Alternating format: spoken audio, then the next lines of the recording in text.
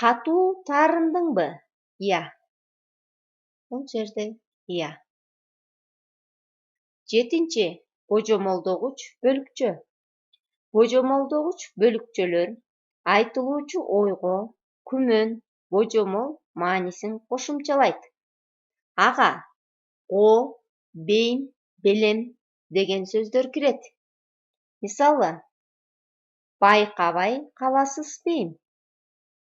Бул жерде бейм. 8. Салыштырма бөлүкчө. Бир затты экинчи бир затка салыштыруу иретинде айтылуучу бөлүкчөлөр салыштырма бөлүкчө деп аталат. Буга куду, кадим деген сөздөр кирет.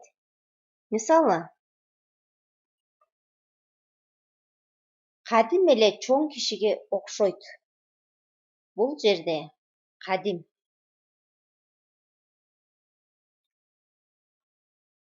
Биз балдар бүгүн силер менен биргеликте бөлүкчөлөр жана анын маанилерине карай бөлүнүшү боюнча бир канча көнүгүүлөрдү аткарабыз.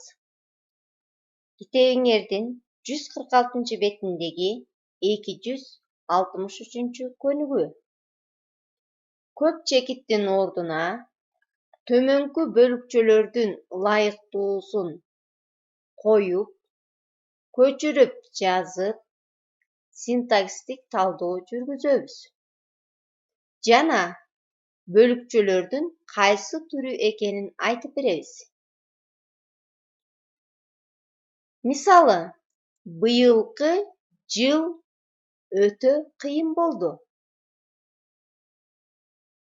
Мына ушул сыяктуу кийинки сүйлөмдөрдү дагы өз алдыбызча аткарып, жогорудагы өтө, ко, дагы, белем, дал, кана, эч, куду деген бөлүкчөлөрдү тиешелүү көп чекиттин ордуна коюп, көнүгүүнү аткарабыз.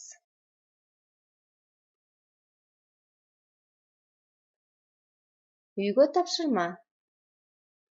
Үйүңөрдөн бөлүкчөлөрдүн 8 түрүн катыштырып, биздин үй бүлө, мен бош убактымды кандай өткөрүп жатам, жаз жарыш, күз күрөш деген темаларда баяндама жазып келесиңер.